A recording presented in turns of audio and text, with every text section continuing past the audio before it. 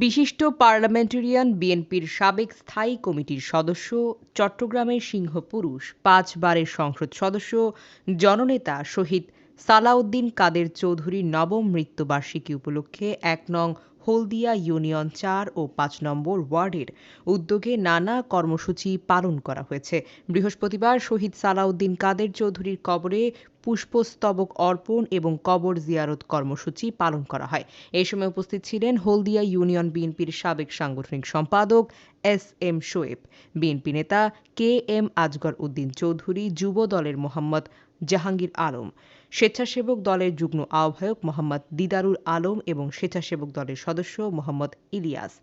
মোহাম্মদ মামুন, যুব দলের মোহাম্মদ নাসির, মোহাম্মদ ওসমান, মোহাম্মদ হাবিব, মোহাম্মদ মোজাম্মেল বাবু,